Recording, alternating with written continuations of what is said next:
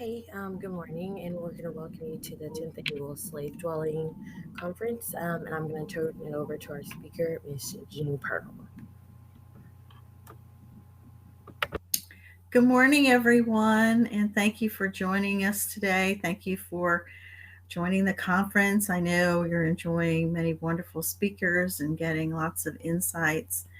So, thank you so much to Joseph McGill, the Slave Drilling Project, um, uh, Corey, and all the team that are helping and volunteering to put this on. I know it's a major task.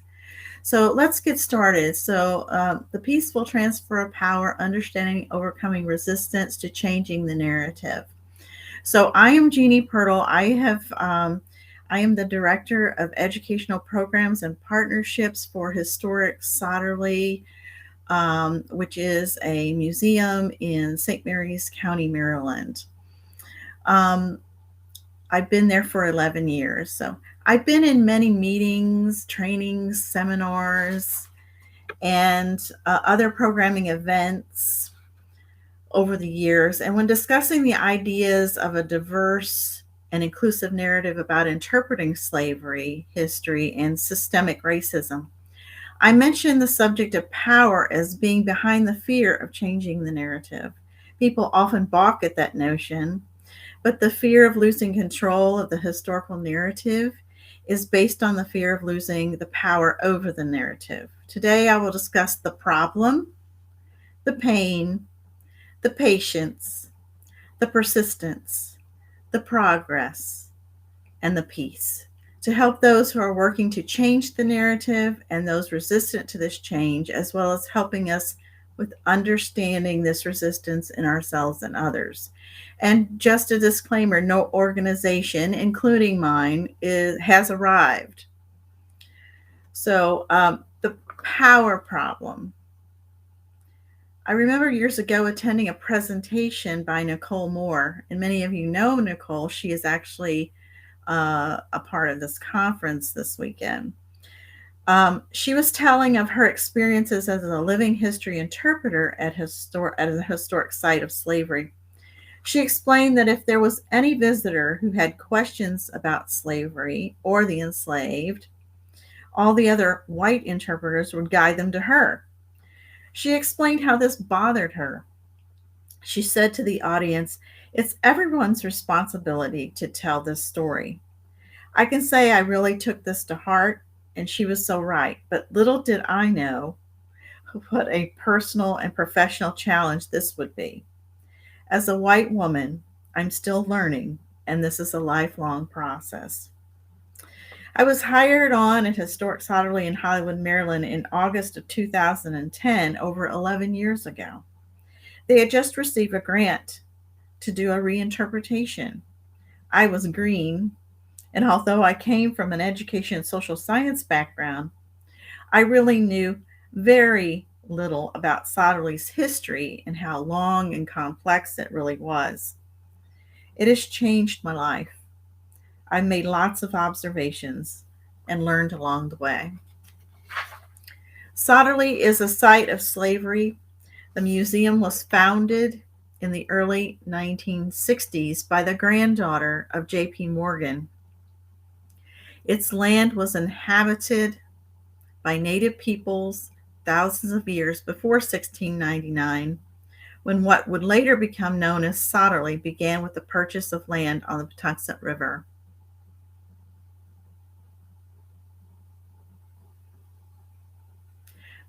And settled by a wealthy Englishman who was an agent for the Royal African Company. Hi, Meredith. I got distracted. One of my good friends and mentors just showed up. Um, a border, a generation's owners followed. Okay, so slavery was a part of Sotterley's history from its inception. A border state during the Civil War, emancipation did not come until 1864. Racism, Jim Crow, segregation were all part of Sotterley's and Maryland's story. The better part of Sotterley's museum history, Sotterley interpreted a male Eurocentric narrative. Two events. The first, Agnes Kane Callan from Baltimore entered Morgan State University in her 40s. During her research, she found her family's connection to Sotterley. Her ancestor had been enslaved there in the 19th century. She brought her family in the early 1970s to Sotterley and worked tirelessly to have her family's story told. Reading her oral history, she says, "When I visited," she means Sotterley, "and they knew I was coming. When I had left, would be displayed, but when I came unannounced, it was not." She did not give up and even joined with the descendant of her ancestor's slaveholder to save Sotterley from extinction. That was 25 years ago. The second event was the reinterpretation mentioned earlier that began in 2009-2010. With reinterpretation began was a concerted effort to find a more accurate history and one with more stories of more people, particularly the stories of the enslaved women and children, those who held the least power, which all were eager to begin and learn the stories. Resistance started to come, however, when integrating these stories. Slaveholders were held in high esteem by themselves and their peers during their time. The realization that no longer would a visitor hear only the owner's perspective on what kind of slaveholder he or she was and why he was a slaveholder met some resistance. It would now also be perceived through the eyes or perspectives of the people that they enslaved. No longer would the slaveholder totally control the narrative. No longer would phrases like, "that's just the way it was back then," "he was a kind master," "slavery is never kind," "if it was so bad, why did they stay?" "they were better off," "he really didn't want to own slaves." All this doesn't hold any water anymore. Those would no longer hold any weight because these are from the slaveholder's perspective and those that benefited and continue to benefit from the legacies of racial chattel slavery.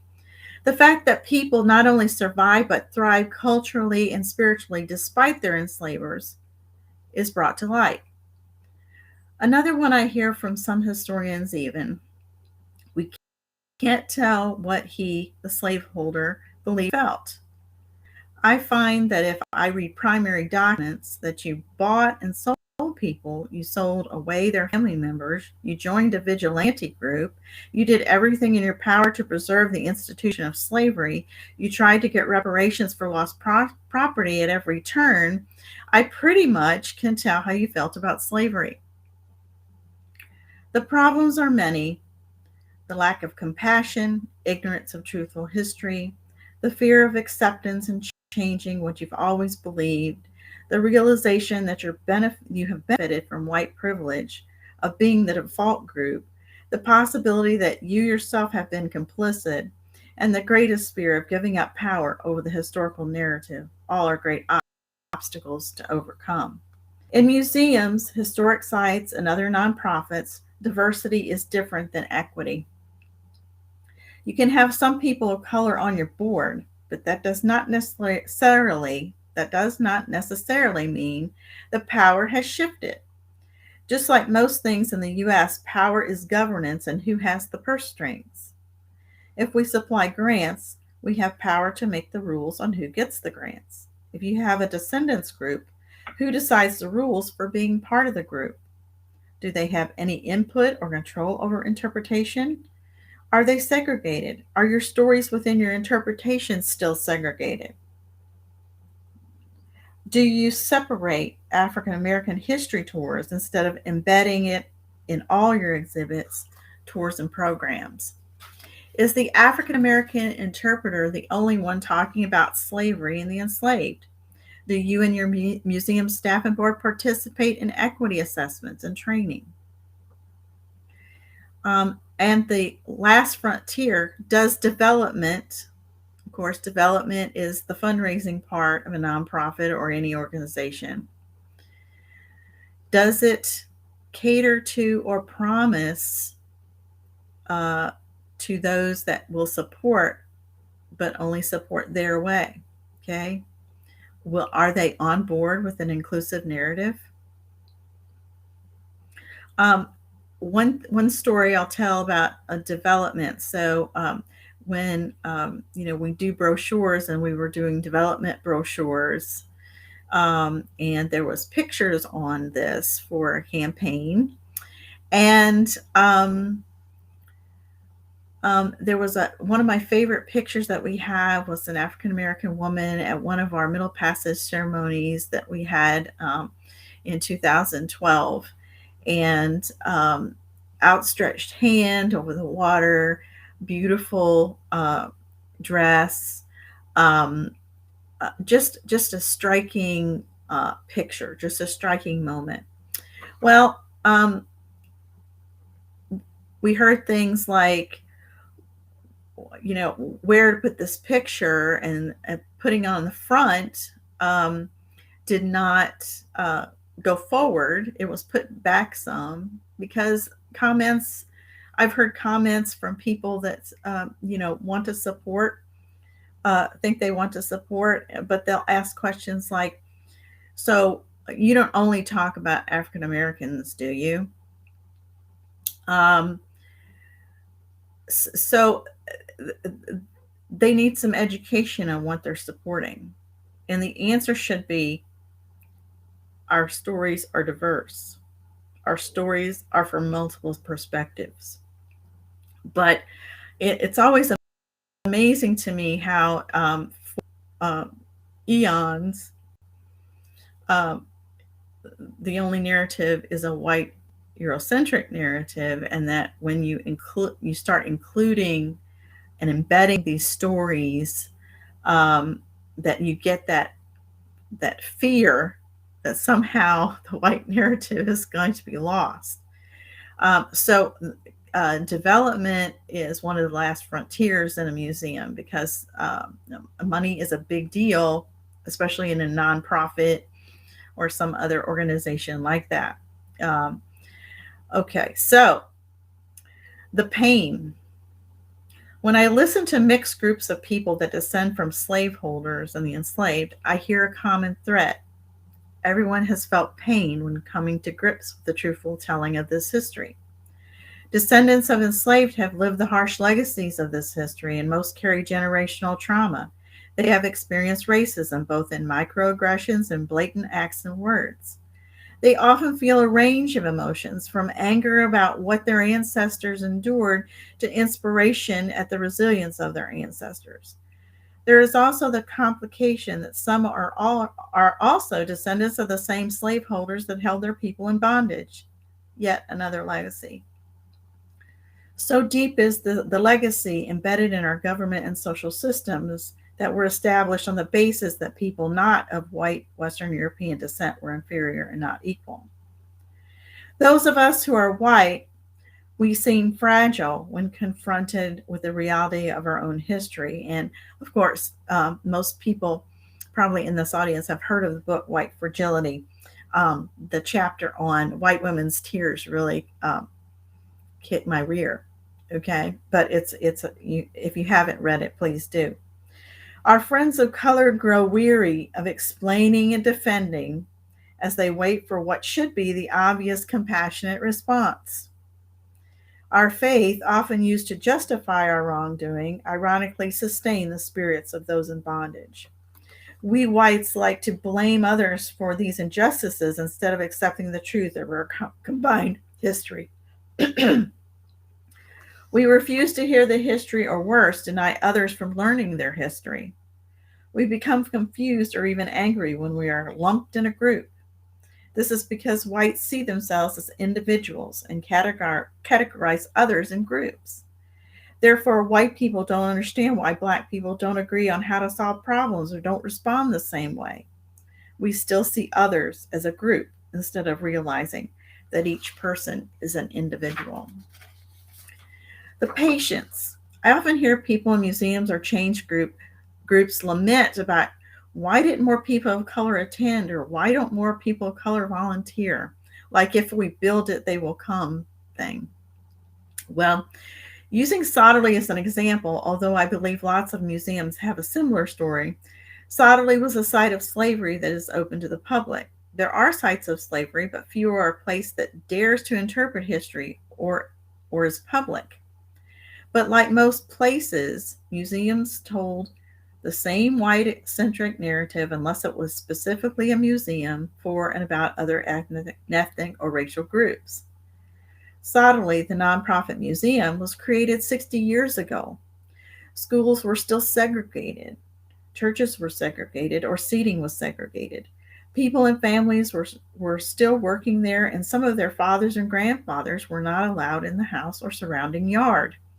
Some had been sharecroppers that still remembered those who had been emancipated in 1864. There was generational bitterness toward Sotterley. Still, there are some who won't venture there. Their story was not really told there, so why should they trust us when we decide we're going to change the narrative? We haven't earned that trust. Earning trust takes time. People must believe and then trust that you're for real. This takes building relationships. Building honest relationships takes time. Building relationships is good, but most important, you must give up power. Museums can be elitist places. People need and must tell their own stories.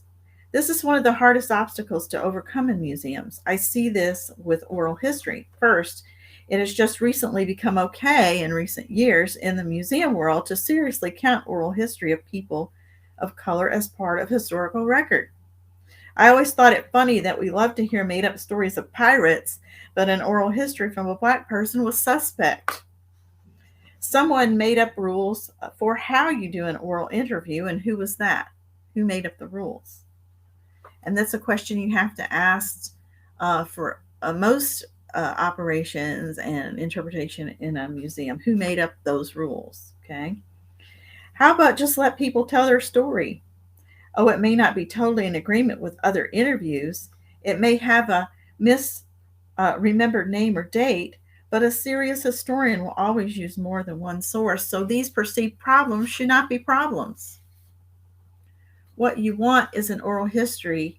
In an oral history is the essence of the person, their heart, their feelings, their insights, their experiences, their perspective. And please, the interviewer should not be talking more than the one being interviewed.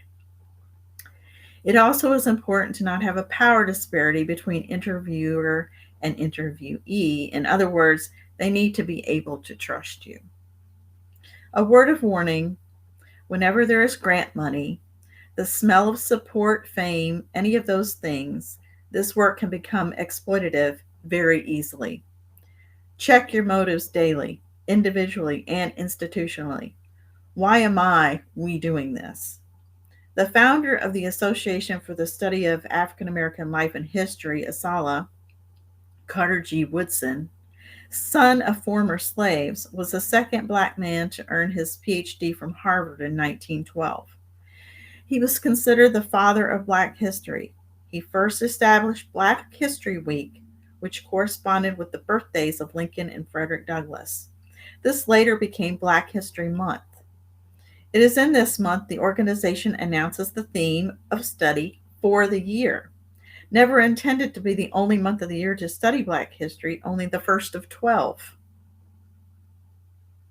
But this too can be abused as the token month that Black history is studied or remembered. Woodson himself said, and I'm using quotes from the article that I got this from. Woodson himself complained about the intellectual charlatans, black and white, popping up everywhere, seeking to take advantage of the public interest in Black history. He warned teachers not to invite speakers who had less knowledge than the students themselves. Interestingly, publishing houses that had previously ignored Black topics and authors rushed to put books on the market and in schools. Instant experts appeared everywhere, and non-scholarly works appeared from mushroom presses.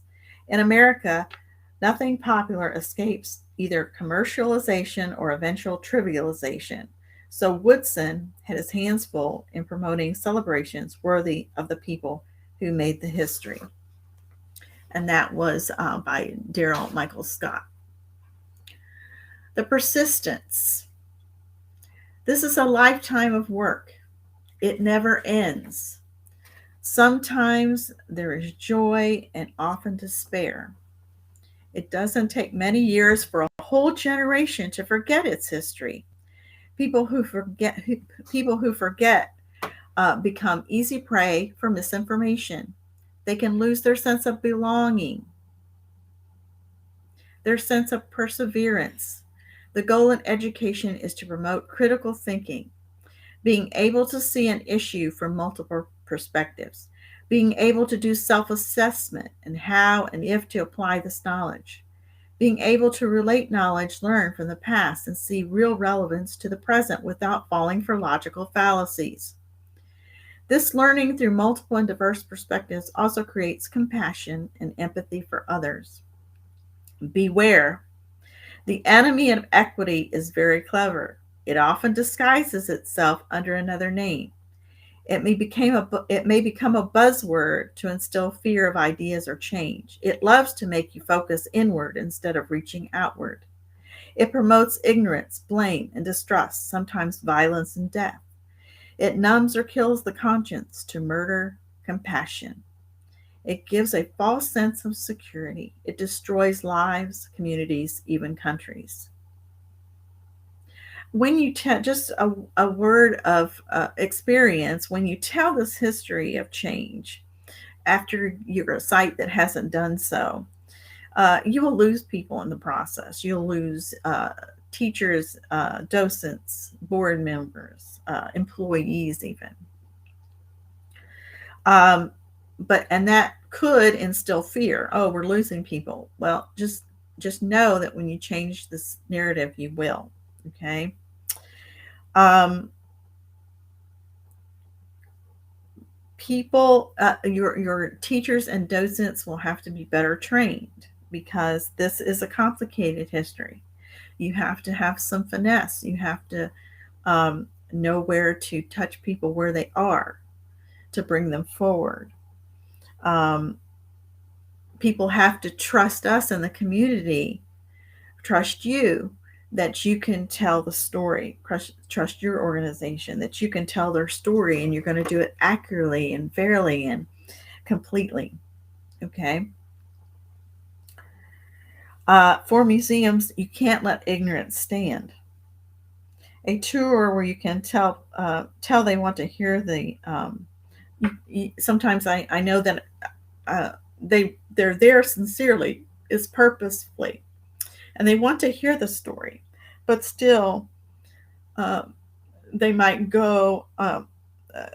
They might expose uh, some fear, um, and say something uh, uh, like my ancestors got there before slavery. So how's this affect me? So once again, they don't realize that there's nobody safe. There is nobody that isn't affected. So so you have to meet them where they are, and I think the best way to do this is to uh, kindly ask them to explain what they mean by what they just said. What do you mean by that? I find that a lot of people just say the stuff and they don't even think about, they don't hear themselves. They don't think about what they're saying. It's just something they've heard said or something they always say, and they haven't really given it much thought. But when you ask people to explain what they mean, sometimes they can't do it, and then it gives you a segue into the discussion. Well, if everyone benefited from the institution of slavery and racism, that wasn't everybody except the enslaved, right, benefited from it, and long after it was over, right, the legacy of slavery. So I find that is a very good technique to use If you use it too often, though, people catch on. Oh, she's gonna, watch what I say. She's gonna ask me a question, right? She's gonna ask me to explain myself. So you can't overdo that at all at the same time, like all through your tour. But sometimes uh, you know I believe in the visitor experience. You should want to come there and want to experience it. But what I do also is when I before I start any kind of program or tour, I make sure I mention that we were a site of slavery from the very beginning, and all our owners during slavery unapologetically were slaveholders. So I say that right off the bat, so you're not surprised. So I don't go through, they know, the visitor now knows this is going to be part of the tour. So I don't wait until I get almost done to say that. I start that at the very beginning. That's one of the first things I say. So helping to embed that in uh, all of your tours and all of your presentations. Okay. So the progress. Major social change is slow moving. It takes a lifetime, sometimes several. Our history bears this out. Women's vote in 1920. What took so long? Chattel slavery for centuries, and some forms of slavery still exist. But change can and does happen. It happens at a slow pace, though. Sometimes we are so in the struggle, it is hard to see the progress. And if not vigilant, we can backslide and repeat mistakes we could have learned from our study of the past. It's all about the legacy we leave, the people we have influenced, taught, and mentored. Do you leave the next generation with the tools they need, the skills to survive and thrive, a more equitable and compassionate world? Um, the peace. Um, oh, yeah, did I say peace? I really can't think of too many well known people that lived for peace that were not met with strong resistance or even violence. This work takes courage to face hardship, to risk losing friends in high places, to stand up for someone in the workplace or school that is being mistreated at your workplace. You might take verbal abuse, being called a radical, an extremist, brainwashed, disloyal, and that's just from your own relatives, right? Some of that's from your own relatives, even people that are very close to you, um, uh, and and then the community. Um, so wear it as a badge of honor. If somebody calls you a radical or something like that, use it as a badge of honor. You must be doing something right, okay? Because I've been called a radical from someone that was recommended to be a docent, but they didn't do it because my radical view about slavery, my radical interpretation about slavery, and using mine. See, people like to point to people like it's me. They don't think about this is the way the institution is doing it, right? But that's my job, because uh, I'm that person, the programming person, the education person, the person that helps with training people. And but the story really came from a whole group of people. It was a long process, but this is the kind of stuff, okay, that you're going to uh, confront. And I'm just saying, wear it as a badge of honor. You might have people play their privilege card, right? You might have someone, oh, I donated, uh, $10,000, so I don't have to listen to this. You might have to turn down money. I mean, think of that. Can you imagine a nonprofit turning down money? Uh, that would be a real act of courage. Say that the donor, they want it used for everything, but it can't support uh, the diverse narrative. They don't want you talking about Black people. Are you going to turn down the money? Okay, that's where the real test lies, isn't it? It's really hard to do in a nonprofit world. You might face danger standing up for someone else's human rights. You might have to listen more than you talk. Take the initiative to learn yourself. Don't have people of color show you what to do. Study, listen, learn, take training, build some honest mentor relationships.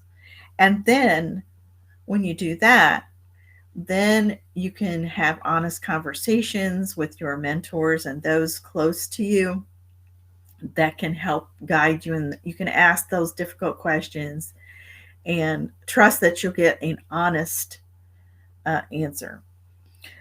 So some of my mentors, Ann Chin and Ann Cobb from Middle Passage Ceremonies and Port Markers Project.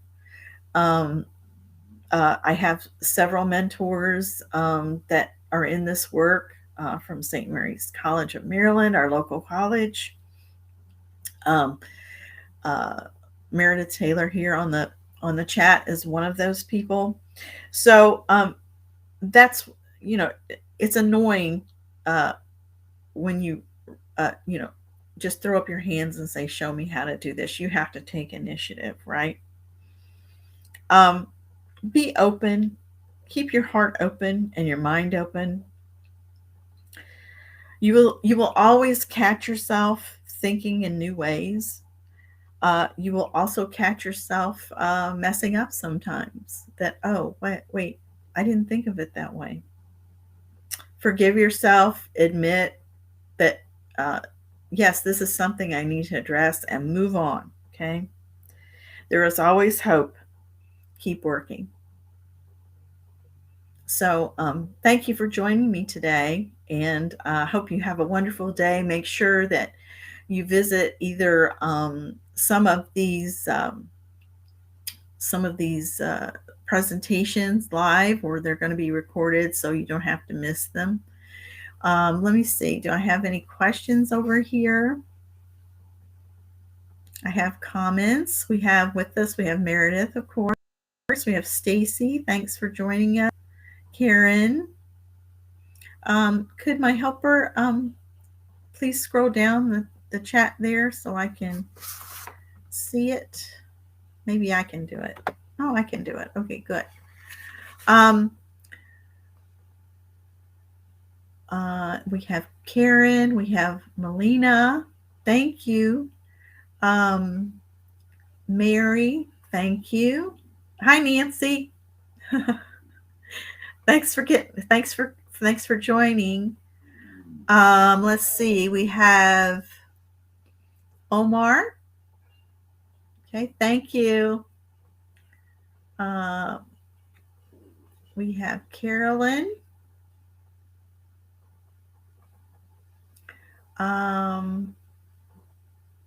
Stacy. Okay, thanks everybody for joining us. And if you have any questions, Nancy, if you haven't already, please put this in my email, okay, education@sotterley.org, and put our website. Make sure that if you didn't catch our descendants presentation yesterday afternoon, make sure you go back and see that, because that was a great presentation. We had a few tech issues, but they were awesome. So you'll want to look at that, because that is complementary to what I'm saying today. So they really go together.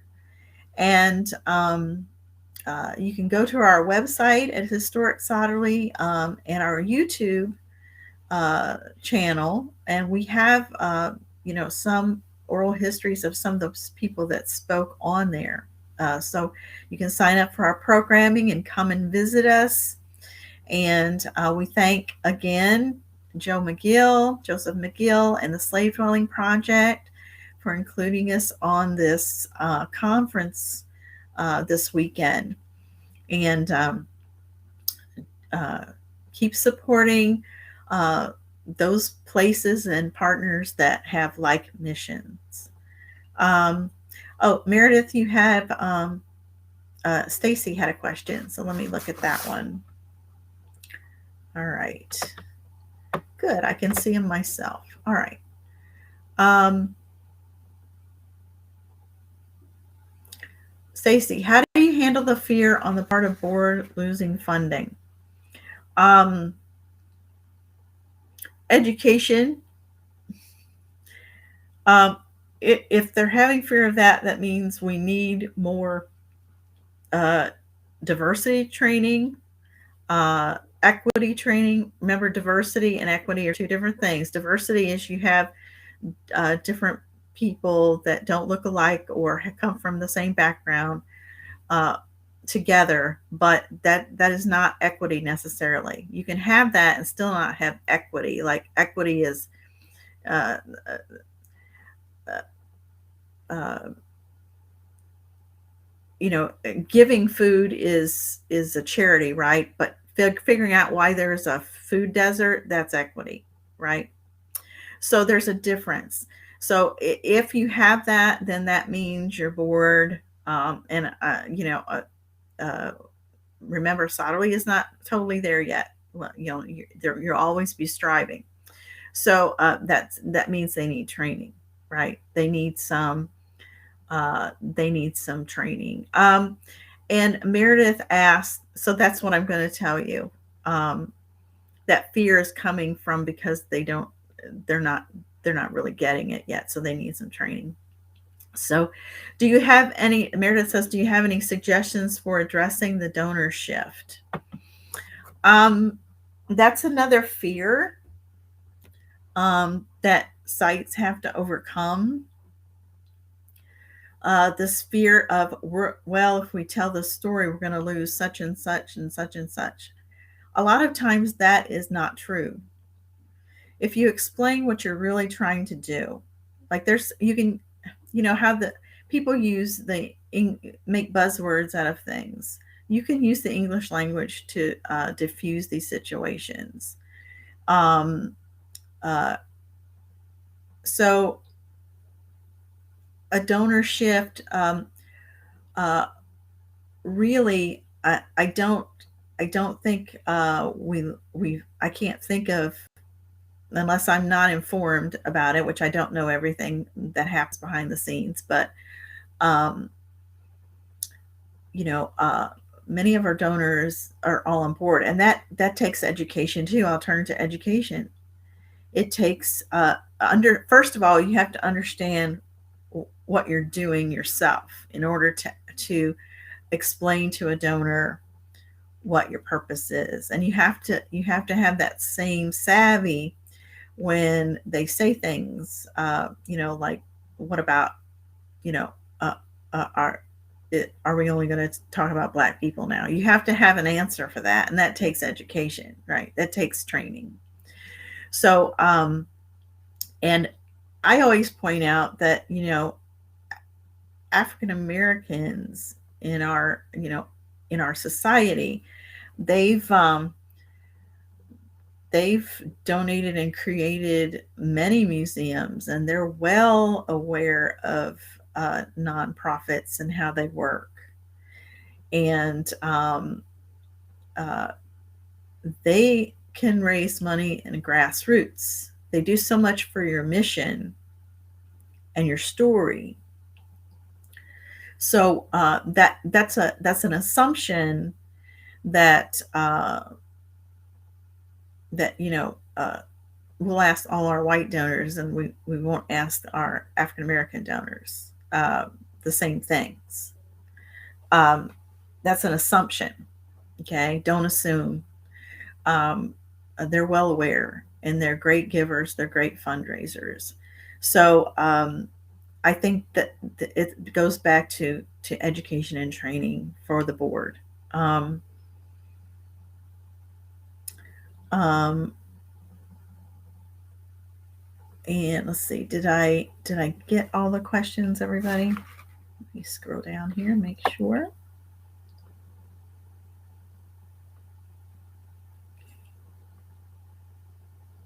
Oh, thank you, Stacy. Um, Thank you, Stephanie. Okay. Is the fear of losing funding not a valid one, though? Um, losing funding. Um, so just like losing board members. I mean, we um, it's a yeah a valid fear. I'd have to know. Okay, I'm gonna do my thing on you. What do you mean by that? What do you mean by a valid fear? Um, uh, I don't know any nonprofit, um, especially poor nonprofits. It's probably more pressure, but keep courage. Um, Why are you afraid? I would ask myself. Um, is the fear of losing funding not a valid one? What do you mean? Um, there is a risk. Yeah, there is a risk. You might lose people. But once again, education. How are you asking? Who are you asking? Are you explaining what you're trying to do? One thing that I had to do lately is explain this critical race theory thing. Okay, and that their buzzword is that it's where it's don't make white people feel guilty, right? You've heard that one, right? Well, we don't make people feel guilty, but if they do, that's on them. I mean, all we do is teach perspective.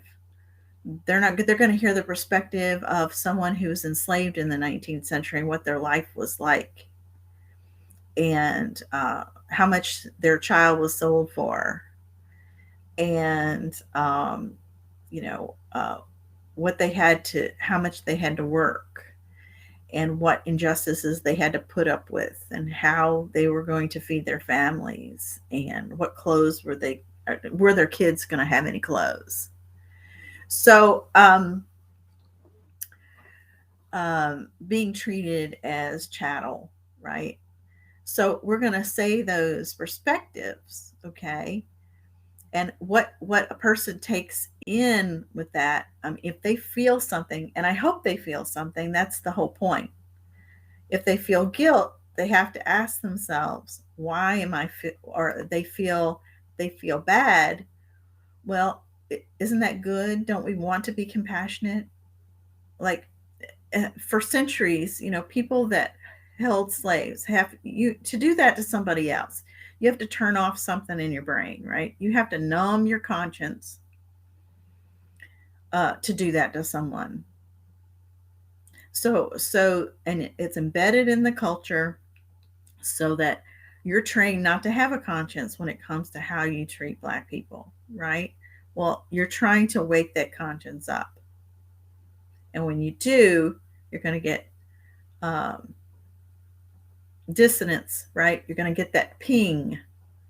Like when, somebody told me, you white women voted for Trump, ping, my heart pinged. It's like, why is this bothering me? Why is this bothering me?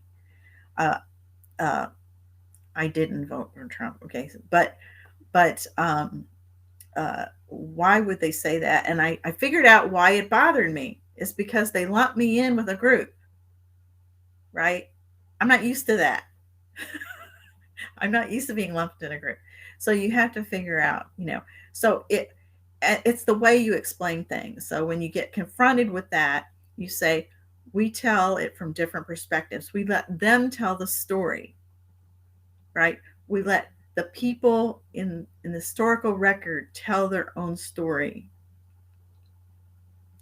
And then you have to deal with it, right? How you deal with it, we might be able to help you a little bit deal with it, but you still got to deal with it. So we don't start out to make you feel one way or the other. But once you hear these stories, I really pray that you do feel something. Okay, there's something you should you should feel. So I think it's the same, it's that same fear of losing. Oh, we're gonna, and it's doing things differently. Change is hard, right? This COVID thing made us realize that uh, change is really hard. How we always did things, so try to lose the fear, okay, instead of fearing of losing. Is all I can say to that. But thank you for asking that, Stacy. Um, So yeah, visitors who are clearly resistant. So I had one time a tour, and it was from a class, actually, a continuing education class, and there was this um, guy who in the class that was from Great Britain, right? He you could tell he was English born, and I could tell right away that this person was the class bully. These are adults, right? Because you could tell he had run over all his teacher and everybody else. And, I've gotten nose to nose with people. I say, he wants to say that, oh, slavery was abolished in England, blah, blah, blah. Well, it was during 1812. It was on the actual island of the country, right? But not in the colonies. So yeah, I've gone toe to toe with people, and someone saying, well, if they, shouting, well, if it was so bad, why did they stay? You know, I said, where are they going to go? It's choices. See, everyone had a choice, right? And everybody's circumstances are different. So some choose to flee, take their freedom, some not. But they're still resisting, even if they're not. They resist every day in smaller ways and impactful ways.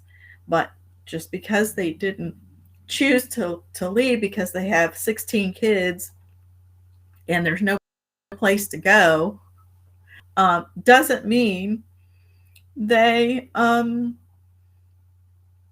were content. They were not. Okay? You look at historical documents, and when it says in a runaway ad, it says um, insinuating manners. It says that in some of the slave ads, they had insinuating manners. That means that they acted one way and they felt another way, and that's a legacy we still live with. That's a legacy we still live with. Can people behave and be themselves when they're with you? Okay. So yeah, sometimes it's hard, and it's really takes a lot of skill. It really does, because you've got other people, and you can't let somebody hijack your tour, right? But sometimes you have to spend that time to answer. I think it's wrong not to give answer to that kind of thing. Okay. Um, So, how does In Their Own Voices affect who speaks Black history at Sotterley, and how has it been considered regarding the development of the program development? So, uh, we have members of the board that are African American, and Gwen Bankins, who's on the Descendants group that was on yesterday. So you'll have to go back and look at that if you didn't look at it. But she is on she is the chair right now of the Preservation and Interpretation Committee.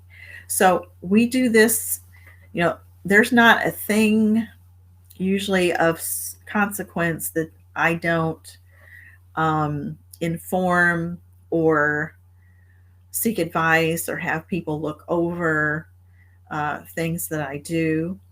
Um,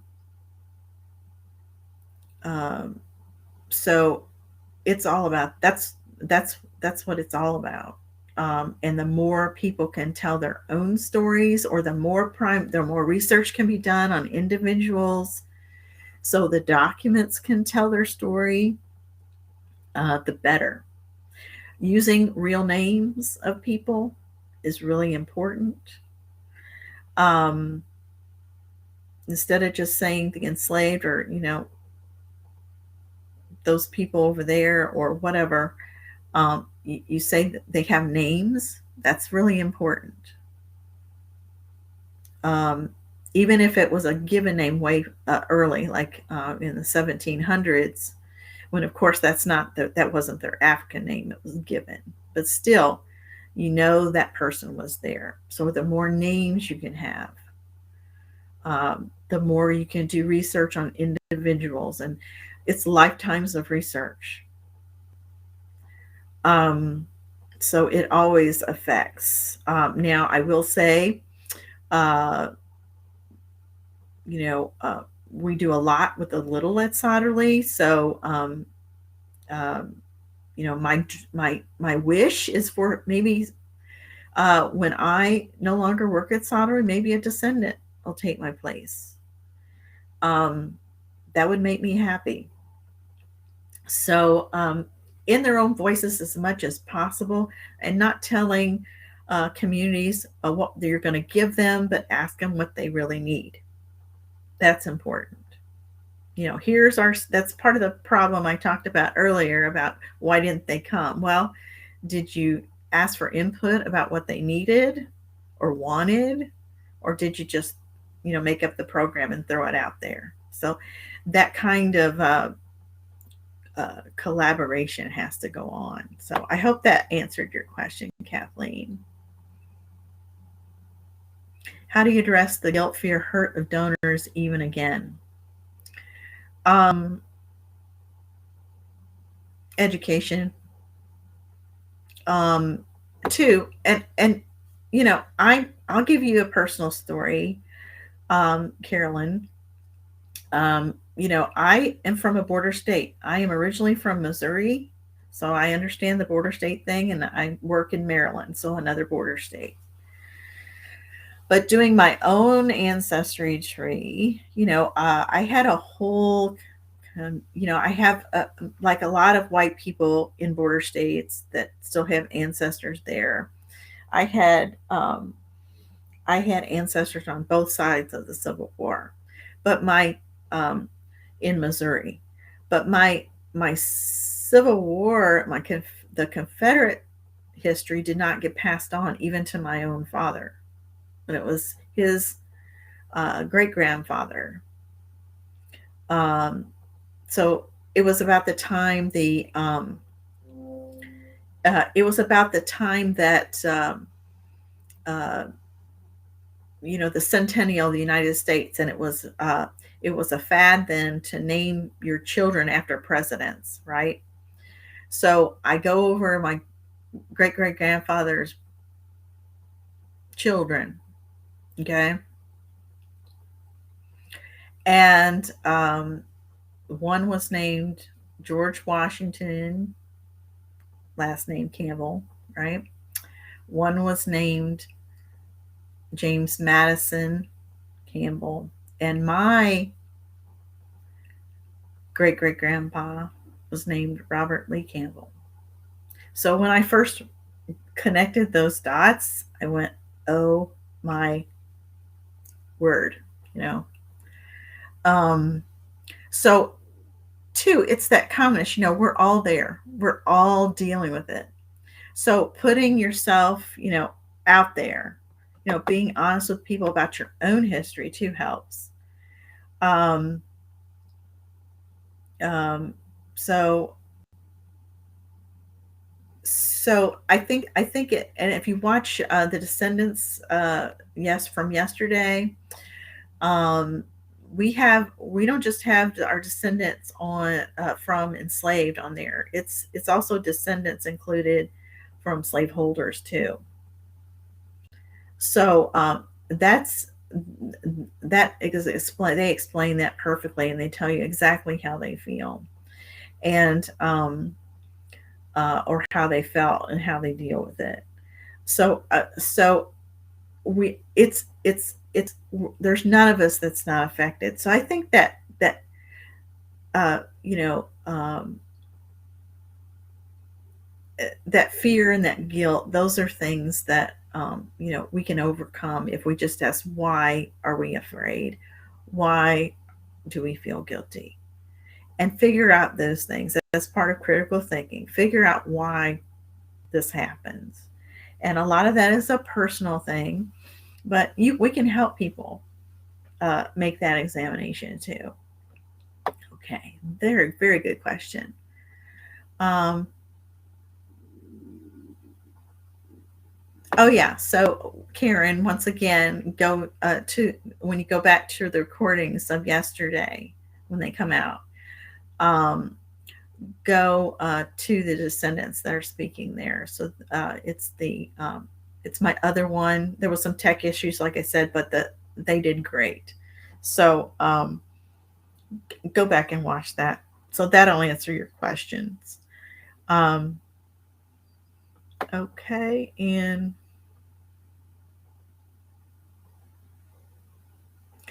um, oh, okay.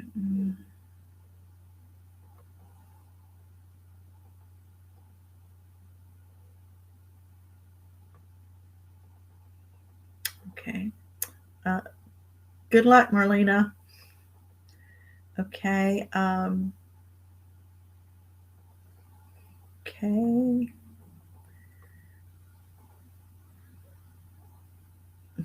Mm-hmm. Agnes, I read her stuff all the time. I'm just looking over to see if there's any other questions. Coming to the table, yes.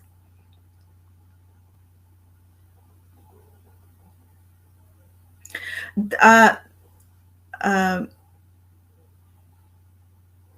we have a lot of descendants from everywhere. And I always say 6 degrees from Sotterley.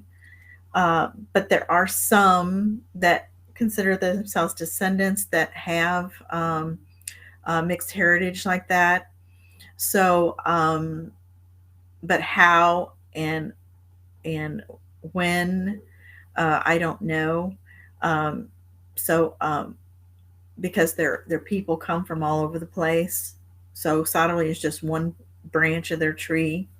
So I would say yes to that question. And I think I've got them all. Okay. Well, thanks for hanging with me over time. It went on longer than 45 minutes, but this is a great topic, and I enjoyed being here. So I'm going to sign off now, so you can go to another great program. Okay, and come visit us at Sotterley. Look at whenever you get a chance. And email me if you have other questions. Thank you so much.